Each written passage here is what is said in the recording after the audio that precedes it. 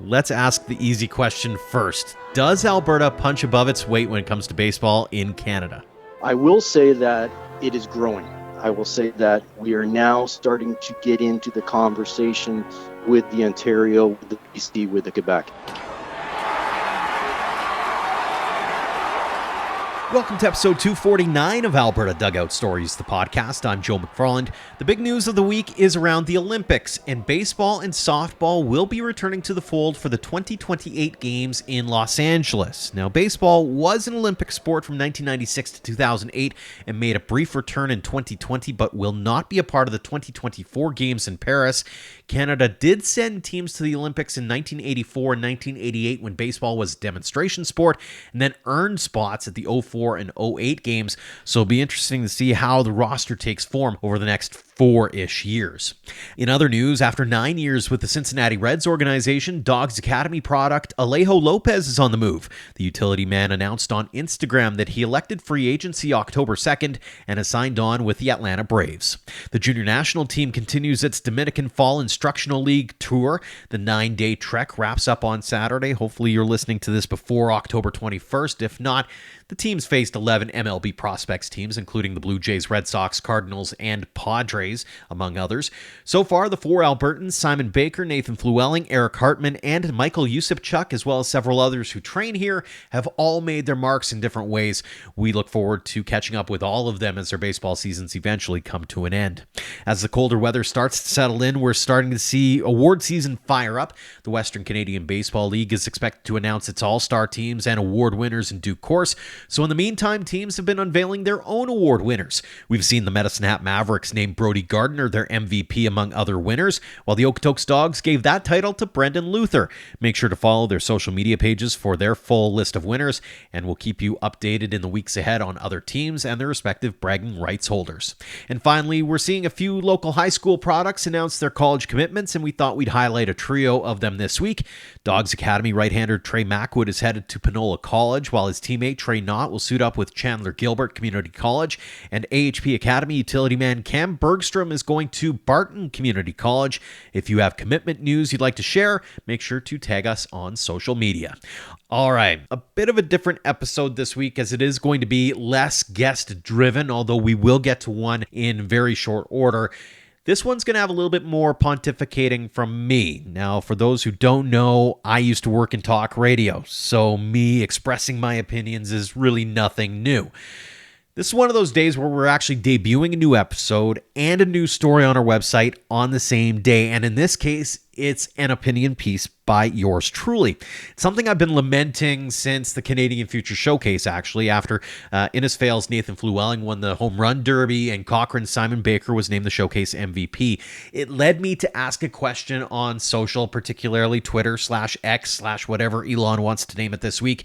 And the question was, does Alberta punch above its weight when it comes to baseball in Canada? So I wrote a few words, and the Coles Notes version of the answer is, yeah, I think we do. Now, I'm no baseball insider in Canada or anything like that. That's just something that I look at from an optics perspective. But let me state my case for the jury. And it starts with the positives, obviously. Bringing home the hardware first and foremost, let's look at the empirical data. And even beyond Flewelling and Baker and their performances at the showcase, let's start off with the ladies and girls programming. The 14U team taking home gold at Nationals in BC.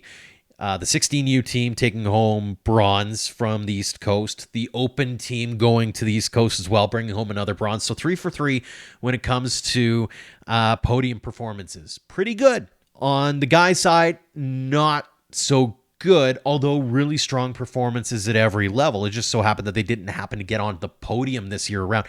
That being said, they're no stranger to it. So we're always in the thick of things. And when you think about Canada and powerhouses, obviously the conversation is going to go around BC, Ontario, sometimes Quebec, but Alberta's right there. We're right on the brink. What do we got to do to get there becomes a question. We'll get to that in just a second. A few of the other positives that I had to take a look at. Let's talk about the growth of the game here in this province for a second. We've always heard some overarching numbers, and we're always on that upward tick. But when you hear stories like Josh Bishop shared on episode 242 from Sherwood Park saying they've eclipsed 1,000 athletes, that's pretty impressive. And when you look across the board, I mean, not every community association seeing massive growth by any stretch, but a good majority of them, I would say, are. That's a good sign. And I think there's a bunch of different reasons for that. I was on CBC Edmonton's afternoon show a while back explaining what I thought I was seeing from a growth perspective. And I think there's a bunch of different facets to it. The popularity of the Blue Jays is obviously first and foremost. Like when they're good, baseball seems to do better at the grassroots level, right? When 92-93 hit and the Jays were World Series champions, baseball was never more popular in this country. And you saw the 15-16 Blue Jays, and when they were doing what they were doing, same thing, same kind of thing. The last few years, the Jays have been popular. This last year has been a bit of a challenge, obviously, but they're still an interesting team to watch. And so I think there's still that reverberation coming through the baseball scene in this country and in Alberta included. You look at the World Baseball Classic, I think, as an example. I think MLB making the changes that it did made the game a little more accessible. And I know this is going to be an unpopular take amongst baseball traditionalists, but I think the Savannah Bananas are a good thing for baseball. I think it opens the door for people to look into the game a little bit and realize that, hey, you can have fun playing the game. And I think it and I think it did kind of change the way that Major League Baseball handles itself. And I think what it did is made all baseball organizations go, hey, we can have fun playing this game too. And that's a good thing. So there's that aspect of it. There's a couple of other underlying tones. I think when you look back on the demographics of Alberta over the last 20, 25, 30 years, things have changed in this province. We are a very young province, a lot of young families who are coming from all walks of life all across the world. And hockey isn't necessarily the native sport in their home communities. So now all of a sudden the kids are focusing on sports that their parents may have grown up watching or grown up playing in. And those sports happen to be sports that, hey, by the by, are being real. And those are sports that are, by the by, really popular right now. I'm looking at you, soccer. I'm looking at you, basketball. And yeah, I'm looking at you, baseball. I mean, who would have thought that you'd see professional soccer leagues setting up in Alberta or across Canada? Who would have thought that we'd see professional basketball leagues setting up in Canada and not just setting up, but they're proving to be popular. So baseball's in that same conversation, I think, if we play our cards right.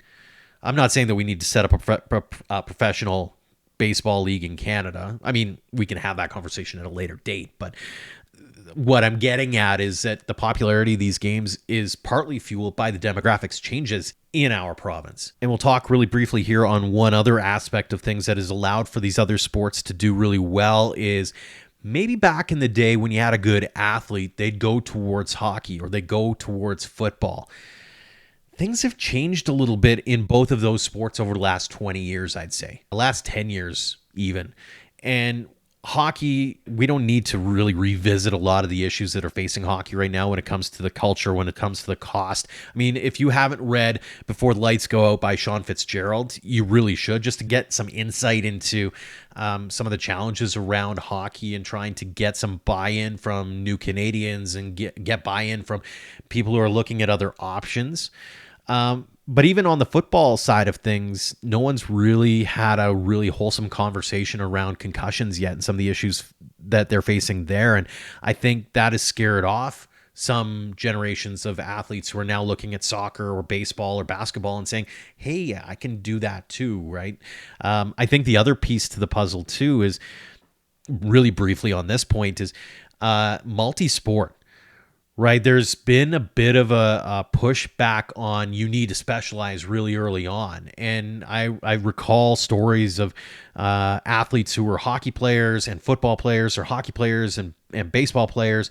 And I'm giving hockey a bad rap here, but there were coaches who would say, if you miss a hockey practice for a baseball game or a football game, you're benched. And that doesn't really build out a great, well-rounded athlete. It just builds a great hockey player, or can. And I mean, you're putting all your eggs in one basket. And I think a lot of athletes are starting to open their eyes and go, I don't necessarily want that. So there's a lot of different pieces in that interest pot. It's led to a lot more athletes coming to baseball. And that's a good thing, because here in this province, we've done a really, really good job in terms of investing in infrastructure for our young athletes to succeed here. And this is the next big point when it comes to baseball punching above its weight. Name me another province that has done as well as Alberta has when it comes to facilities, whether it's grassroots community organizations who are taking a lot of pride in the ballparks that they're putting together, all the way up to the academies and the summer collegiate. And the summer collegiate, I'm obviously a little more well-versed in, but Okotoks is the crown jewel. Everybody knows that one, and everybody kind of, I'll call it, aspires to have something similar to that.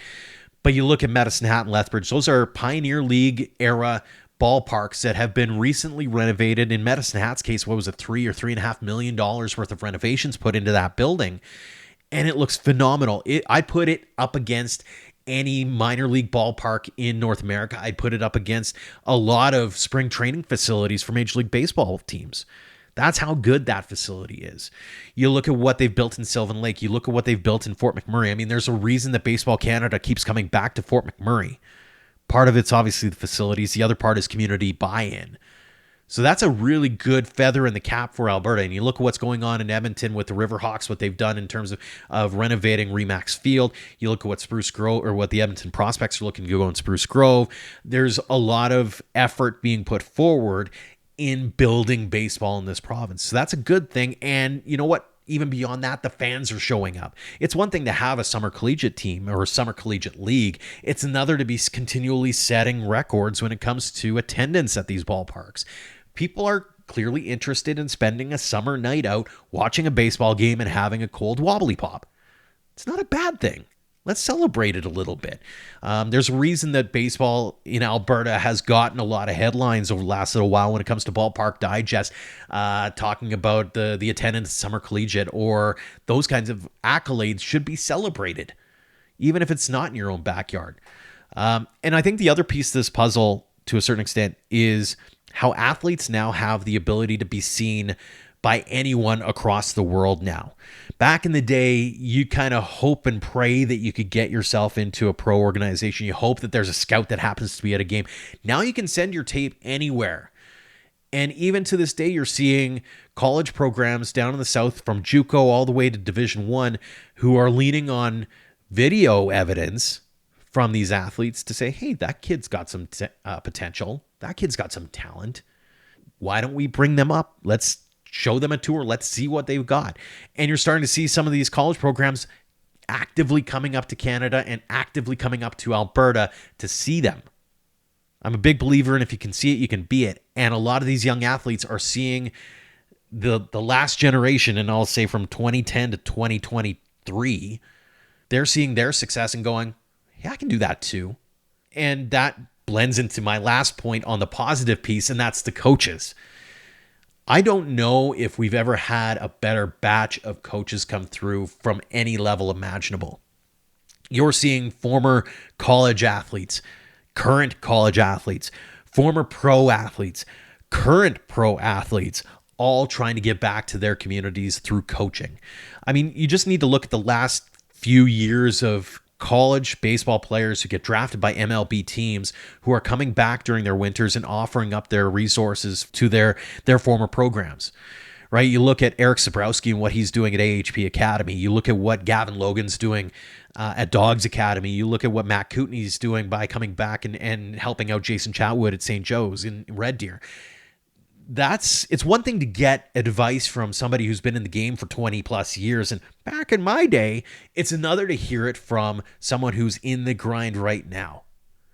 It's going to be really impactful for those kids in the short term and also the long term, to realize that they too can reach for the stars when it comes to baseball. So there's a lot of really cool, positive vibes following baseball in this province. Now, that all being said, that doesn't mean there aren't warts. That doesn't mean that through this monologue, I'm not going to include a couple of things that we can work on as a baseball community in this province. And I'm going to start off with probably the low-hanging fruit, and maybe something that not a lot of people like to talk about, but I'm going to bring it up, and we're going to chat with John Milton in just a little bit about this, is I'll call it the fractured umbrella for baseball in this province.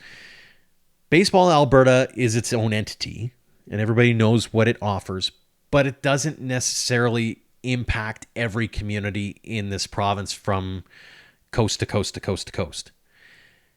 You have American Legion ball being played in Lethbridge and Medicine Hat as an example. You have Little League having a presence in Lethbridge, Medicine Hat, Calgary as an example. You have Cal Ripken and Babe Ruth baseball being played in Calgary as an example. There's a few different sort of organizations that don't necessarily operate under the Baseball Alberta umbrella to go along with the academies who have their own sort of ideas and ideologies about how they want to operate, whether it be under the Baseball Alberta umbrella or the Baseball Canada umbrella or another umbrella altogether or their own entity. And maybe it works, but does it? And I don't know the answer to this, and I don't want to pretend like I know a lot of the history behind what led each community association to go in this direction or that direction or the other. And by no means do I mean to say anything in the next few seconds here that I don't want to diminish the work that's being done. But I wonder if it was a more unified front, if we'd see a stronger product at the end of the day. And I'll use this as the example. Alberta has only had 2 teams represent Canada at the Little League World Series in Williamsport. One was 1977 in Lethbridge. The other was 2001 in Calgary.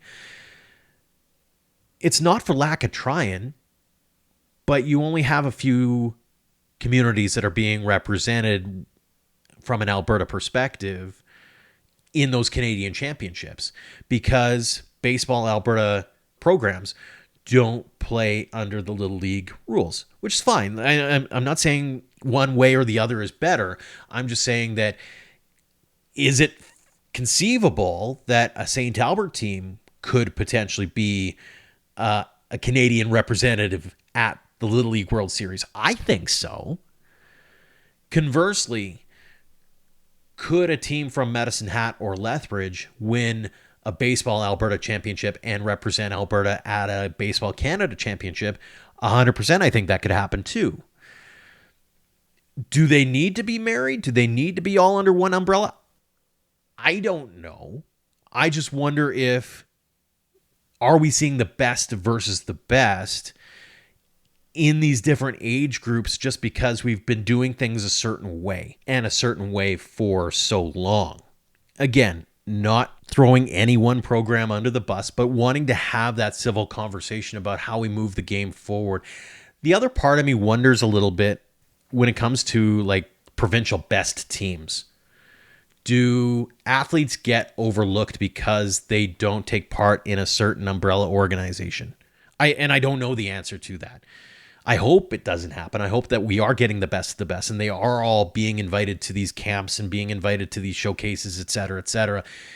But I'm worried a little bit that if we continue to bury our heads in the sands and pretend that other programs and other umbrellas don't exist in this province, that we might be missing out on opportunities to really showcase the best of the best in this province. I'm happy to hear your feedback on that and how we move the bar and move the needle forward so we are continuing this path towards being a powerhouse of baseball in this country. It's just a matter of, hey, let's have that conversation instead of just kind of, like I said, burying our heads in the sand. Final point here, and I know we're a modest bunch as Albertans. I know that we don't like to pound our chests and say, hey, look at how awesome we are. But when baseball is as popular as it is right now, and as great of things as happening in so many different places at so many different levels in this province, we should, as a collective community in Alberta, celebrate our successes a little bit more. And whether it's through dugout stories, and we really try to, but I feel like we're just scratching the surface a lot of the time. You hear me say that all the time on this podcast, like, hey, we're just scratching the surface of understanding some of these things. But we really are. It's imperative that we as a community, as we as a province, really celebrate those successes and we really boost each other up, even if they don't happen to be under the umbrella that we choose. Is it a good thing to have, for example, Baseball Alberta celebrate when a team from Medicine Hat becomes the Little League World Series Canada representative? 100%. Same goes the other way. If there's an organization in Lethbridge, Little League Alberta, for example, they should be celebrating what's going on at the Baseball Alberta level too. I know it's not something that's been done in the past, or maybe it has, but just not frequently enough. But I think we need to start celebrating that a little bit more. Again, head to albertadugoutstories.com to read my latest editorial, and head to our socials if you want to comment. Maybe I'm way out to lunch. Who knows? I'm more than happy to be called out as an idiot for things like this, but I'm more than happy to open up that conversation as well. As I mentioned, former talk show host, I'm used to being the villain, quote unquote. Our DMs are always open as well. You can email us at albertadugoutstories@gmail.com. I'm more than happy to have a follow-up episode to this one to talk about the nuances of the game here, or ways that we can improve the game here, or more importantly, maybe capitalize on what I think is a golden opportunity for our province to shine on the national stage. So again, albertadugoutstories@gmail.com is the email address, or hit us up on any of the socials. After I made that initial post on Twitter/X/whatever Elon wants to call it, and even as I've been contemplating writing this editorial, I did get a lot of feedback on social, and I was asking a lot of questions to different people just to kind of wrap my head around all that is happening here in this province. And one of those people unafraid of reaching out to me and letting his opinion be known, especially in the DMs, is John Milton. And those who don't know John, here's the Coles notes. He's got a really long resume, and I don't want to go through it line by line, but he's been a longtime baseball personality and influencer. He's worked with Baseball Canada as their coach, learning facilitator. He's been a Baseball Ontario Coach of the Year, an associate scout, and an amateur baseball coordinator with the Toronto Blue Jays. He was a minor league spring training guest coach with the Jays, and much more. As mentioned, the resume is long. Most recently, he was named the program advisor for the Okotoks Dogs back in late 2021, I believe.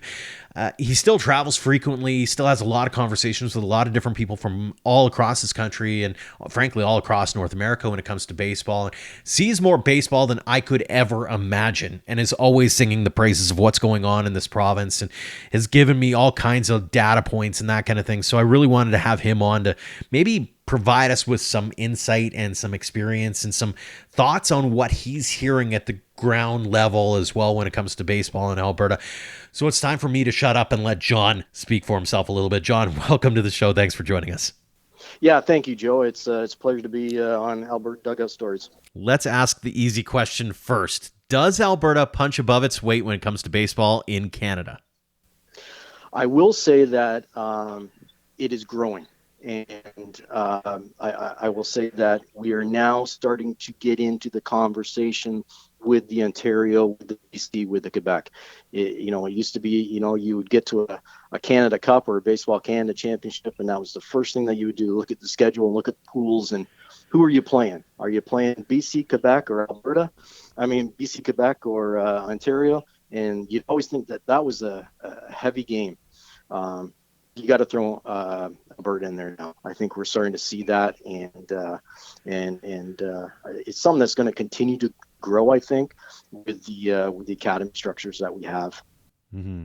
You've got a lot of background in the game, and you've seen the game for a while now. What's changed for this province in your eyes?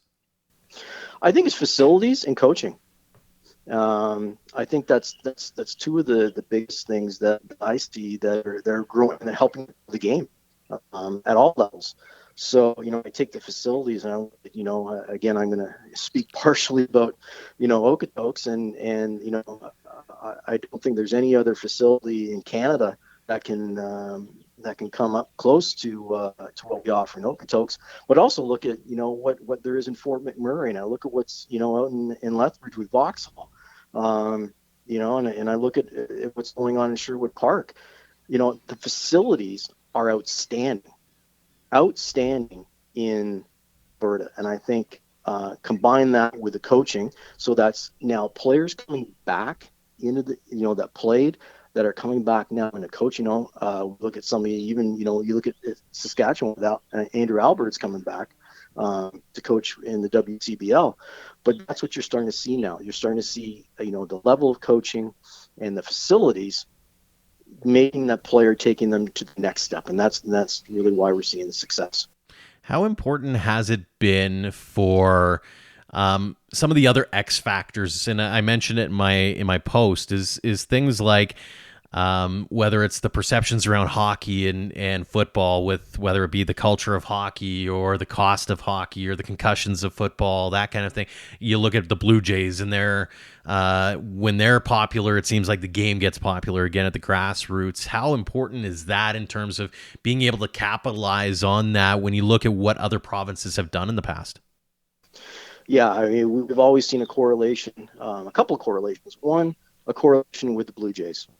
Obviously, when the Blue Jays do better, we get more participation. We also see it kind of on the flip side in terms of soccer. When there's a World Cup on, generally the next year, if you can stay flat in terms of your registration levels, that's a good year for you because you generally see a little bit of a dip. I do see now with in 2028 baseball and softball going Mm-hmm. back in the Olympics. I think that's going to be huge, but I also think the Blue Jay brand and the growth of that. But I also throw one kicker in that not people really don't talk about in Alberta is the growth of the WCBL. I think we've seen some kind of attendance jumps all through the league, and I think if we can get kids to the game, then that's going to be their introduction to want to be the next person that's playing for the Okotoks Dogs or the Fort McMurray Giants. That's what we want to do.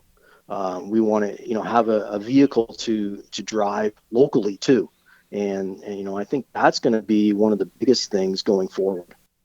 From a local perspective, I'm a big believer in if you can see it, you can be it. And I think that when you see all these young athletes from this province or from around Canada coming to this province and realizing that, hey, I can go and play college baseball, whether it's JUCO or Division One, anything in between, that's a pretty big thing that you can kind of hang your hat on, isn't it? Absolutely, I see. I see, every day, a player from Alberta, going to a U.S. school or UBC, and that's a huge accomplishment. And again, I agree. If you can see it, you can be it. And in my old hometown in Ontario, Brampton, that's really what happened there is that they started seeing guys, Zach Pop or players like that have made it and have gone on to whether the college route or the pro route, and really that's allowed them to have some great registration numbers. And I remember going back into the 80s and even in the 90s, especially 92, 93, you know Brampton's population was just over 100,000. They had 4,000 children playing baseball. 4,000. So, I think that's where we're going to see Alberta go. It's I think it's going to explode, to be quite frank. Mm-hmm.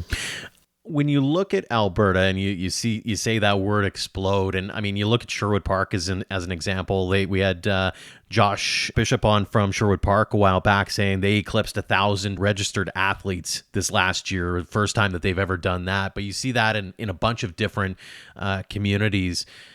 Are there lessons to be learned from Ontario that Alberta should be kind of paying attention to make sure that we don't kind of repeat history?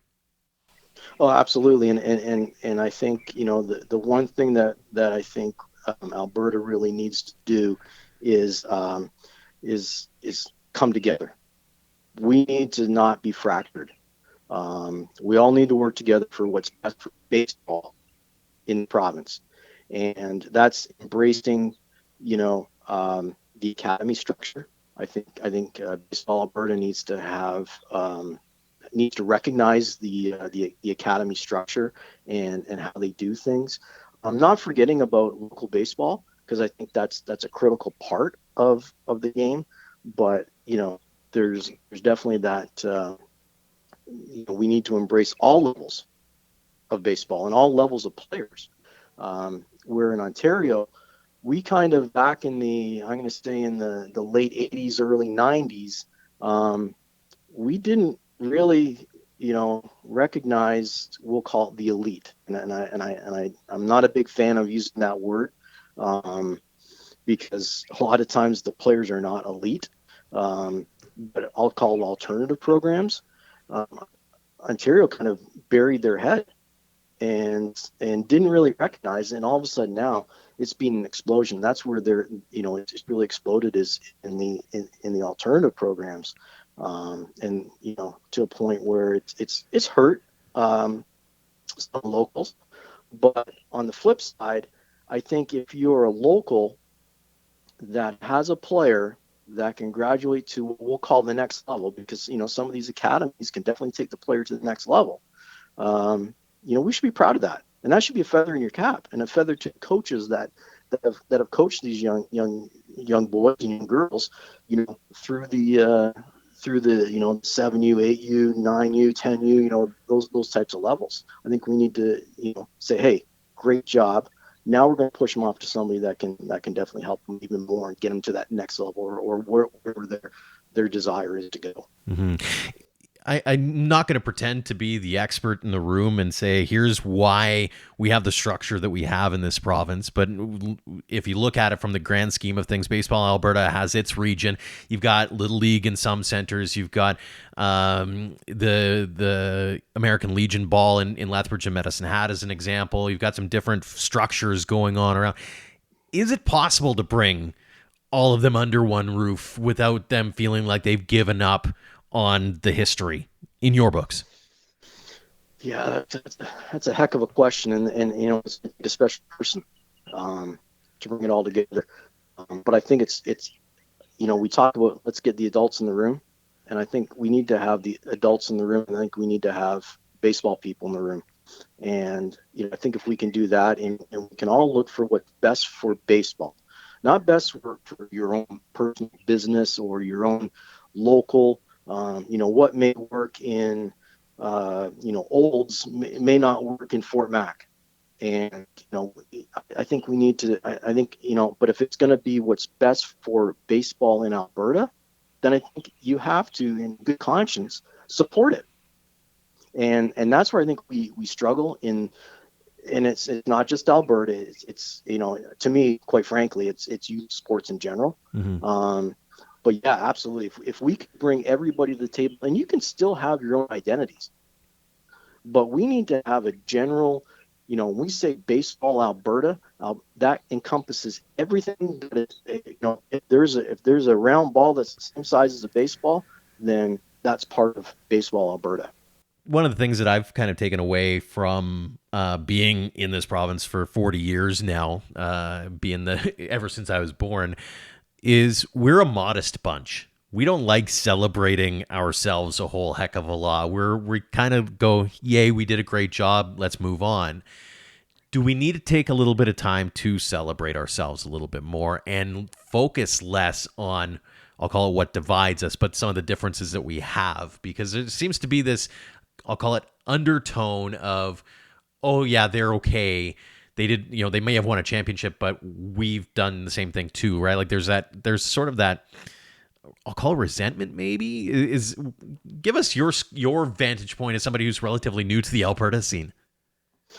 Yeah, I mean, it's I joke that with friends of mine that I say that the Okotoks Dogs are viewed as the New York Yankees, Mm-hmm. and it's almost like we're kind of the, I'm not gonna, hate's kind of a strong word, but we're the most disliked bunch at times, and yeah, I to be honest, I just don't get it, and I honestly believe that you're correct. We need to celebrate.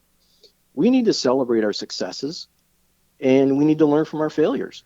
And if we learn from our failures, then you know what, we will have those successes.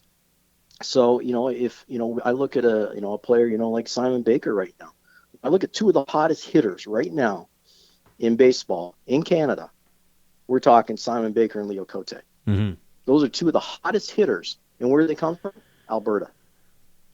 So we need to celebrate that, because if we can celebrate that, going back to your point of how do we grow the game, that's going to allow us to grow the game more. That we can that people can see kids that they see on the field that are out there on a Tuesday night or a Thursday night having the success that are playing with the national team, that are having success.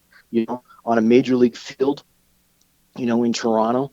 Um, that's just going to grow the game. So, that's kind of where I see us going. Mhm. We've talked about what we're doing well. We've talked about what we can do better. What do you think's missing? You and I talked off air a little bit about, some of the things that we could do more of. I look at it. I would love to see a day. I've mused about this before. Is a day where, kind of like the Canadian Future Showcase, only the Alberta Future Showcase. Let's bring North versus South. I know we have it in high school football as an example. It's the Senior Bowl, grade 12. You look forward to it because you know you've got that opportunity to put yourself on a big league. In most cases, it was either McMahon Stadium or Commonwealth in Edmonton. Alberta should have something like that. Like, let's pit North versus South and let's just have fun with it. What do you think we need, event wise or logistics wise or facility wise, to maybe take us that next level? There's certainly events that could be held, and we do a pretty good job so far, in terms, I look at what's going on for back in terms of some of the baseball Canada championships that are being held there. But again, I go back to, we have some of the best facilities in Canada, but we don't really have an event that is a feature event for Canada. And that's where we need to get, something where we have, like they have in BC with Best of the West. We need to have something. We need to have something that's going to bring not just the Alberta teams, okay, together and to kind of, and let me say, I do like your idea of North versus South. I think that's a great start.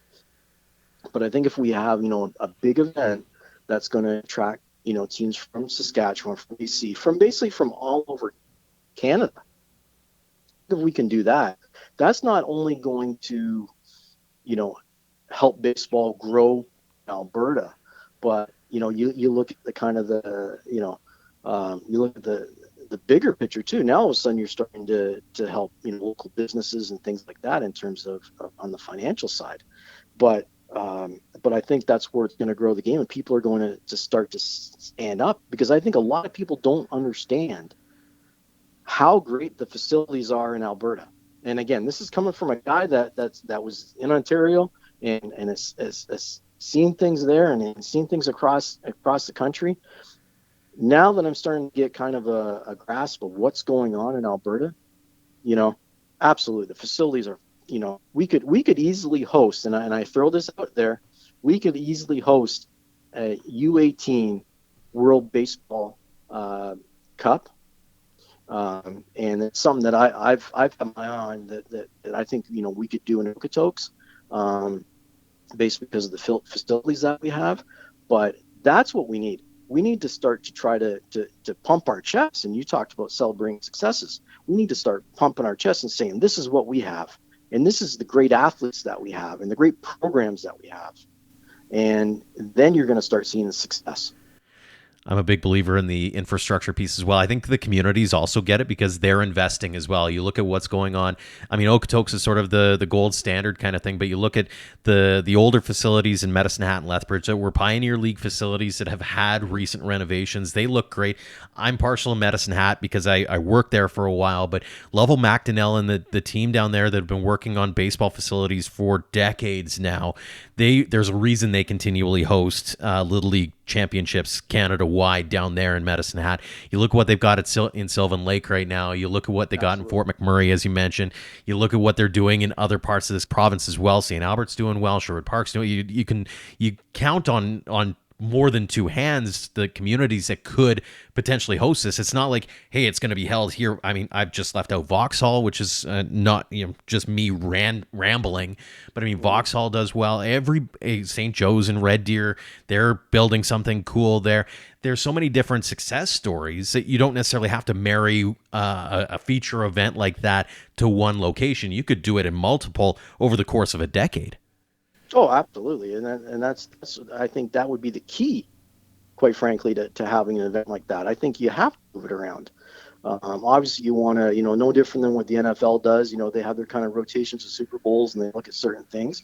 But absolutely, the one thing that I find that Alberta has over a lot of other provinces in the country, is they have a lot of private support. So, I look at, again, I look at it kind of from my level, in Hmm. terms of, the Seaman family and John Arcandia. Um, but I also look at the community support too. And again, I hate to go back to Ontario, but I go to my hometown of Brampton, and we have, there's a huge history of baseball there, and they don't have one premier field, not one premier field. Wow. And that's because the community cannot come together in terms of a financing deal, and that's kind of sad, that it has to be there. But just to see the corporate support and the community support, yeah, I think any event, any large event, could be held in multiple sites, around Alberta. Hmm. We've covered a lot of ground here, and I want to wrap this one up with kind of a pointed question, I suppose. But if you could go forward in time a little bit and look ahead 5, 10, 20 years down the road, and then look back on this conversation, how would you grade success? Like, how do we move the needle, I suppose? I think we can't just measure it just on wins and losses, whether we win, national championships, things like that. I think it's how do we grow the game? How did we come together politically?